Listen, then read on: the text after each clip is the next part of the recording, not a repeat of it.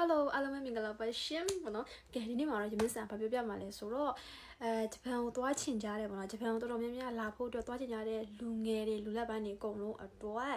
လင်းမြန်လွယ်ကူယုံကြည်စိတ်ချရတဲ့ကျောင်းနဲ့ agency နဲ့မိတ်ဆက်ပေးတော့မှာဖြစ်ပါတယ်ကဲအဲ့တော့ပြီးတော့ကိုယ့်ကိုလည်းအရန်အမင်းများတယ်ပေါ့နော်တငယ်ချင်းပြီးတော့ကိုယ့်ရဲ့တငယ်ချင်းတွေရောအတိမိတ်ဆွေရောလာမေးကြတယ်ဂျပန်ကိုလာချင်လို့ဂျပန်ကိုလာမလို့ဘယ်လိုလာမလဲတငယ်ချင်းပြီးလို့ရှိရင်ကျောင်းကဖေးကျောင်းငါ့ကိုတက်ရမှာလဲအဲ့လိုအရန်မင်းများတယ်ပြီးတော့နောက်တစ်ခါကျတော့agency ပေါ့နော်နေ့တော့ဘယ် agency နဲ့သွားတာလဲငါတို့ agency ကဘယ် agency ကကောင်းတယ်ဘယ် agency ကဘာဖြစ်လို့အဲ့လိုမျိုးစသဖြင့်ပြောကြတယ်ပေါ့နော်အဲ့တော့အကုန်လုံးကိုလွယ်ကူကူအစီအမီချောမွေးနဲ့ဖြစ်အောင်လို့ကွာဒီကနေပြီးတော့ပြပြပြီးမှဖြစ်ပါတယ်ပြီးတော့ကိုတိုင်းလေးလာခဲ့တဲ့ကျောင်းဖြစ်တယ်ကိုတိုင်းဒီကျောင်းမှာပဲအောင်ခဲ့တယ်စာမိုးပွဲအောင်တယ်ဒီကျောင်းမှာပဲ interview အောင်ပြီးတော့အမြန်ဆုံးရောက်လာတာပေါ့နော် COE ဆိုလဲမထင်ထားလောက်အောင်မြန်ဆန်နဲ့ကြာပြီးတော့ဂျပန်ဘက်ကိုအမြန်ဆုံးရောက်လာတာဖြစ်ပါတယ်အဲ့တော့အသေးစိတ်ကိုပြပြပြီးတော့မှာပဲဖြစ်ပါတယ်အဲ့တော့အသေးစိတ်ကိုပြပြပြီးတော့မှာဖြစ်တဲ့အတွက်ကြောင့်မလို့ဗီဒီယိုကိုအဆုံးထိကြည့်ပေးပါအောင်လို့မြစ်တမ်းရက်ခံဖိတ်ခေါ်ပါတယ်ရှင့်နော်ကဲအဲ့ဆိုလို့ရှိရင်ပေါ့နော်ဒီအကြောင်းရဲ့အားသာချက်တွေအကုန်လုံးကိုကိုကတခုချင်းပြပြပေးသွားမှာပဲဖြစ်ပါတယ်ကဲပထမဆုံးအနေနဲ့ပေါ့နော်ဒီအခုမှဂျပန်စာကို R5 အခြေခံကနေစပြီးတော့တက်မဲ့သူတွေအတွက်လည်းအများကြီးအဆင်ပြေပါတယ်စပြီးတော့ R5 level အခြေခံကနေစပြီးတော့ဒီ level အမြင့်ထိကိုသင်ပေးနေပါတယ်ပေါ့နော်အတန်းခွဲအများကြီးရှိပါတယ်ဟုတ်ပြီအတန်းခွဲတွေအများကြီးရှိတယ်ဒါဆိုလို့ရှိရင်အကြောင်းကိုဘယ်လိုအပ်ကမလဲဆိုတဲ့သူတွေအတွက်ပေါ့နော်ဒီ page လေးပဲဖြစ်ပါတယ်ဒါကတော့ Forward Japanese Language Center ရန်ကုန်ကျောင်းထိုင် page လေးပဲဖြစ်ပါတယ်ဒီရန်ကုန်ကနေပြီးတော့တက်မဲ့သူတွေအတွက်ဒီ page လေးကိုမှာသွားပြီးတော့မေးမြန်းပြီးတော့တက်ရောက်နိုင်ပါတယ်ရှင်ကဲဟုတ်ပြီဒါဆိုလို့ရှိရင်မန္တလေးမှာရှိတဲ့သူတွေကမန္တလေးကကိုကတော့မန္တလေးကလည်းရန်ကုန်ထိသွားတက်မှာဟိုကမဖြစ်ဘူးဆိုတဲ့သူတွေအတွက်လည်းပေါ့နော်မန္တလေးကျောင်းခွဲရှိပါတယ်ရှင်ဒါကတော့မန္တလေးကအကျောင်းထိုင်ပဲ page လေးပဲဖြစ်ပါတယ်ဒီကျောင်းဒီမန္တလေးကနေတက်မဲ့သူတွေကတော့ဒီ page လေးမှာသွားရောက်ပြီးတော့မေးမြန်းစုံစမ်းနိုင်ပါတယ်ရှင်ကဲဟုတ်ပြီဒါကတော့ကျောင်းအဖို့ပို့အတွက်ပေါ့ပြပြပေးတာဖြစ်ပါတယ်ကဲအဲ့ဆိုနောက်ခုကကြတော့ဒီကျောင်းရဲ့အားသာချက်ကနောက်တစ်ခုကဘာလဲဆိုလို့ရှိရင်တော့ပေါ့နော်ဟိုဒီကိုကတော့ပြောအဓိကဂျပန်ကိုသွားချင်တဲ့သူတော်တော်များများကပေါ့နော်ဂျပန်စာကိုသင်နေဆိုတာထက်အဓိကဂျပန်မှာအလုပ်သွားလုပ်ချင်တာပတ်စံချချင်တာနော်ဟုတ်တယ်နော်အဲ့တော့ပတ်စံသွားချင်တာဖြစ်တဲ့အတွက်သူကတတ်မှတ်ထားတယ် N4 လက်မှတ်ဖြစ်ဖြစ် N3 လက်မှတ်ဖြစ်ဖြစ်သူတို့အောင်မတတ်မှတ်ထားတယ်ဒါဟုတ်ပြီဒါဆိုရင်လက်မှတ်ရပြီကိုယ့်စီမှာလက်မှတ်ရပြီငါတို့ပြီပါဆက်လုပ်အောင်မလဲဆိုတော့အလုပ်အတွက် interview တွေဝင်ရမယ်နော် interview တွေဝင်ရမယ်အဲ့အတွက်ကတော့လုံးဝမပူပါနဲ့ interview ကဒီကျောင်းမှာဒီဆန်းစေးဒီဆီယာမတွေစီမှာကအမြဲတမ်းအလုပ်ခေါ်စာတွေကဇက်တိုက်ဝင်နေပါတယ်လူတော်မှမလောက်ပါဘူးเนาะဇက်တိုက်တွေဝင်နေတဲ့ကိုဘက်ကလက်မှတ်ရပြီဆိုတာနဲ့ interview တွေတစ်ခုပြီးတစ်ခုဒီတစ်ခုကြာတယ်မလားနောက်တစ်ခုဝင်ပြေနောက်တစ်ခုဝင်ပြေနောက်တစ်ခုဝင်ပြေဇက်တိုက်တွေရှိတဲ့အတွက်ကြောင့်မလို့ဇက်တိုက်ဝင်ပြေနေုံပဲဖြစ်ပါတယ်ကဲဒါဆိုလို့ရင်ကိုကစာအုပ်ပဲလုပ်ခဲ့တယ်ပေါ့နော်ဒီလက်မှတ်ကိုရမှာ interview ဝင်ရမှာမို့လို့စာတောက်လျှောက်လုပ်ခဲ့တယ် interview အတွေ့အကြုံလုံးဝမရှိဘယ်လိုတွေ view တာလဲဘာတွေမေးတာလဲကိုကဘယ်လိုဖြေရမှာလဲဘယ်လိုအတွေ့အကြုံတစ်ခါမှမရှိတဲ့သူတွေအတွက်လည်း training လုပ်ပေးပါတယ်ပေါ့နော်ကျောင်းဘက်ကနေပြီးတော့ training လေးလုပ်ပေးပါတယ်အဲ့အတွက်လည်းအရန်ကောင်းတယ်ပေါ့နော်ကိုတိုင်းလည်းဒီဝင်ဖို့တဲ့ training ဝင်ခဲ့ရတယ်ပေါ့နော်စမ်းစင်းနဲ့ zone တွေပိုင်းနဲ့ပြီးတော့လည်းဝင်ခဲ့ရပါတယ်အဲ့အတွက်ကလည်းအရန်ဟိုမှအဆင်ပြေတဲ့အချက်ပဲဖြစ်ပါတယ်ပေါ့နော်ကဲနောက်ဒီပေါ့နော်ကျောင်းရဲ့အားသာချက်နောက်တဲ့အားသာချက်ပြပြမယ်အဲ့ဒါပါလဲဆိုတော့လေကိုပိုင် agency ရှိပါတယ်ကျောင်းမှာကိုပိုင် agency ရှိပါတယ်ရှင်အဲ့တော့ကိုပိုင် agency ရဲ့နာမည်ကတော့ဒီ H&H Empire ပဲဖြစ်ပါတယ်ရှင်ဒါကတော့ကိုပိုင် license ရ agency ပဲဖြစ်ပါတယ်တော်တော်များများကကြတော့ပေါ့နော်ဒီကျောင်းကဒီကျောင်းရှိမယ်ပြီးရင်အလုပ်ကန့်လန့်စာတွေနဲ့ interview ဝင်ရတာမျိုးတွေရှိမယ်ဒါပေမဲ့ကိုပိုင် agency ကြတော့တခြား agency နဲ့ပေါ့နော်ကိုပိုင် agency ရ license ရောက်တာနည်းနည်းခက်တယ်လေနော်အဲ့တော့တခြား agency နဲ့ကျောင်းကချိတ်ဆက်ရတာမျိုးရတော်တော်များများရှိရပေါ့နော်အဲ့တော့ကျောင်းကတက်ပေါ့နော် agency ကတက်မျိုးလေးတွေလည်းရှိရပေါ့နော်အဲ့ကြောင့်နည်းနည်းလေးဟိုဟာလေးဖြစ်တာပေါ့နော်ဟိုဟာဖြစ်တယ်အဲ့ကြောင့်မလို့ဒီကိုရဲ့ဒီအားသာချက်ကကြတော့ဒီကျောင်းကပဲကိုပိုင် agency ဖြစ်ပါတယ်အဲ့တော့ဒါဆွမ်းနာပေါ့နော်ဒီကိုပြထားတဲ့ဒီ agency လေးပဲဖြစ်ပါတယ်တကယ်လို့ကိုကလေအရန်နှိုက်ချွတ်ချွတ်တေးသေးချာချာပေါ့နော်ဟိုစုံစမ်းတတ်တဲ့လူတေးကြစင်တဲ့သူဆိုလို့ရှိရင်တော့ဒီ H&H Empire ဒီ comedy ပေါ့နော်ဒီအလုပ်ကန့်လန့်စာ demand ကြရင် COE တွေကြမကြဒီ demand အလုပ်ခေါ်စာတွေကြတဲ့အချိန်မှာဒီ H&H Empire comedy ကိုပေါ့နော်ရှာကြည့်ပါလို့ပြောချင်ပါတယ်ရှင်ခြိုင်အမြဲတမ်းတွေ့ပါလိမ့်မယ်လို့ပြောချင်ပါတယ်ရှင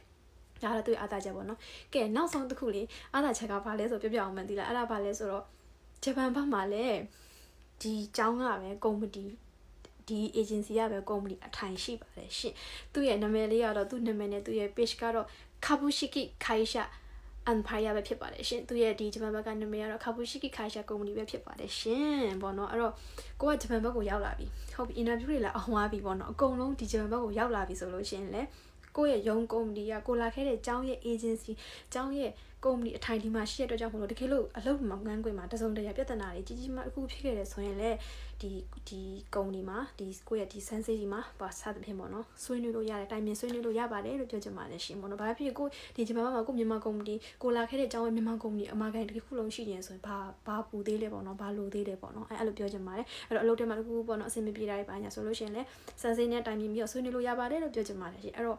တော်တော်များများကိုအဆင်ပြေတဲ့အရာလေးတစ်ခုနဲ့မိတ်ဆက်ပေးတာပဲဖြစ်ပါတယ်ကိုတိုင်းလည်းဒီเจ้าမှာပဲ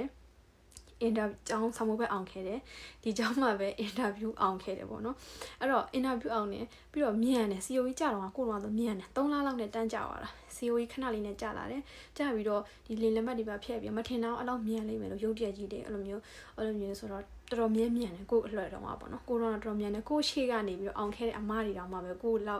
ထန်တော့4-5လလောက်စောင့်ပြီးမှရောက်လာတာမျိုးတွေရှိရပေါ့နော်ဟုတ်တယ်နော်အဲ့ဒီအမားတွေလည်းရှိတယ်အဲ့တော့ကိုတော့ဆိုလည်းအရန်မြန်တယ်အဲကြောင့်မလို့တကယ်အရန်စိတ်ချရပြီးတော့တကယ်ကောင်းတဲ့ကျောင်းလေးနဲ့မိတ်ဆက်ပေးတာပဲဖြစ်ပါတယ်အဲကြောင့်မလို့ကိုဒီကျောင်း page လေးနဲ့မိတ်ဆက်ပေးတယ်ပေါ့နော်ရန်ကုန်ကကျောင်းမန္တလေးကျောင်းပြီးတော့ဒီဗန်ဘက်မှာရှိတဲ့ဒီ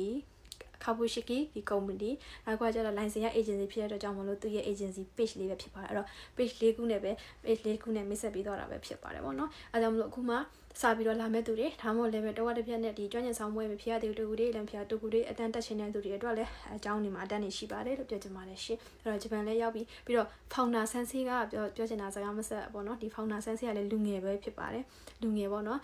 လူငယ်ပဲဖြစ်တဲ့အတွက်ကြောင့်မို့လို့ကိုရင်းနဲ့ကဒီလိုမျိုးပေါ့နော်ကိုရီထားတော့အများကြီးတာပေါ့နော်ကြီးတာပေါ့နော်ဒါပေမဲ့ဟိုတငယ်ချင်းပေါင်းလေးရတယ်ကိုဒီမှာဘာအဆင်မပြေဘူးဘာခက်ခဲမရှိပွင့်လင်းစွာနဲ့လေအေးစစ်စစ်တိုင်ပင်ဆွေးနွေးလို့ရတယ်ချိန်ပြီးကြောက်ပြီးတော့အသက်ကြီးမို့လို့ချိန်ပြီးကြောက်ပြီးတော့ဟိုဖြစ်နေကြလဲမလို့ပေါ့နော်အဲ့တော့ဖောင်နာဆက်စီကလည်းအရင်သဘောကောင်းတဲ့သူဖြစ်တဲ့အတွက်ကြောင့်မို့လို့အကုန်လုံးပွင့်လင်းဆွေးနွေးတိုင်ပင်လို့ရပါတယ်လို့ဒီဂျွန်ရောက်ရင်လည်းဘာမှပူစရာမလိုပါဘူးအဲ့တော့ပြီးတော့အဲ့ဒီဆန်စီကမြန်မာနဲ့ဂျပန်နဲ့ကိုသူကအိမ်ဦးနဲ့ကြမ်းမြင်လို့သူကကူးနေတာပေါ့နော်အိမ်ဦးနဲ့ကြမ်းမြင်လို့ပဲသူကသွားလာနေတာအမြဲတမ်းသွားနေတယ်လို့ဖြစ်တယ်ပြီးတော့သူကဂျပန်ဘက်ကအရန်ကိုကြည့်ပေါ့ဂျပန်ဘက်ကပေါ့နော်အရန်ကြီးတဲ့ကုမ္ပဏီနဲ့လည်းသူကပါတနာကြီးလည်းဖြစ်တဲ့အတွက်ကြောင့်မို့လို့အမြဲတမ်းသူ့မှာလေအလုပ်ခေါ်စာကမ်းလှမ်းစာတွေလည်းတောက်လျှောက်တက်တယ်အမြဲတမ်းသူ့မှာတက်တယ်တကယ်ကိုလည်းအမြဲတမ်းတွေ့နေရကိုနေအမြဲတမ်းဖတ်ဆိုအမြဲတမ်းတွေ့နေရတယ်တကယ်လို့ကိုတော်မှဒီမှာဒီကနေအလုပ်တစ်ခုခုဒီထက်လာစာကောင်းတယ်ပေါ့နော်ဒီမှာကိုစာချုပ်ချုပ်ထားတဲ့ဒီသတ်မှတ်ထားတဲ့နှစ်ပြေးလို့တခြားနေရာအလုပ်ပြောင်းချင်ရင်တော့မှ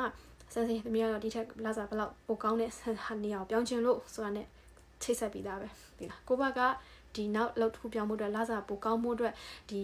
ကိုမှတတ်မှတ်ထားတဲ့ဒီလက်မှတ်တွေနောက်ထပ်ပြီးတော့ယူရမှာပေါ့နော်အဲဒီလက်မှတ်တွေရှိတယ်ဆိုရင်ကိုကထပ်ပြီးတော့ဆန်းစစ်ပြောလိုက်ပြီးဆိုတော့အေးဆေးသွားရုံပဲအဲကြောင့်မလို့ဒီဘက်ရောက်ရင်လည်းဂျပန်ဘက်ရောက်ရင်လည်းဘာမှပူစရာမလိုပါဘူးလို့ပြောချင်ပါတယ်ရှင်အခုမှစားလေလာမယ့်သူတွေလည်းဒီเจ้าကိုဖိတ်ခေါ်ပါတယ်အရင်ကိုယ်လည်းလက်တွေ့လာခဲ့ရတာမို့လို့ယုံကြည်စိတ်ချဆိုတာယုံကြည်ရပါတယ်လို့ကိုကအာမခံပြီးတော့ပြောချင်ပါတယ်ရှင်အဲ့တော့ကိုအရင်အမင်းများတဲ့သူတွေတငယ်ချင်းတွေဒီကနေပြီးတော့ပဲပြောလိုက်ပါတယ်ပေါ့နော်ဘယ်လိုသွားရမလဲတငယ်ချင်းငါကတော့ဘယ်လိုလုပ်ဘယ်လိုကြောင်းအောင်ဘယ်လိုတက်ရမှာလဲဘယ်အကြောင်းကနေဘယ်လိုသွားအဆင်ပြေတယ်လဲအင်တာဗျူးတာဘယ်လိုလုပ်ရမှာလဲတငယ်ချင်းစသဖြင့်ပေါ့နော်အဲ့တော့အခုငါညွှန်းထားတဲ့ကိုပေါ့နော်ဒီညွှန်းထားတဲ့အကြောင်း page တွေကိုသွားအပ်ပါလို့ပေါ့နော်ပြောချင်ပါတယ်ရှင်အဲ့တော့ဗီဒီယိုကိုအဆုံးထိကြည့်ပြီးတဲ့သူတွေအားလုံးတူတယောက်ချင်းတွေကောင်းလုံးရမင်းဆန်နေကျေးဇူးများတင်ပါတယ်လို့ပြောချင်ပါတယ်ရှင်အဲ့တော့ဒီเจ้าကိုအခုမှသွားမဲ့သူတွေတဝက်တစ်ပြက်နဲ့လို့လမ်းစာပြောင်းနေတဲ့သူတွေအင်တာဗျူးတွေဟိုမဖြစ်တဲ့သူတွေတော့ဒီเจ้าကို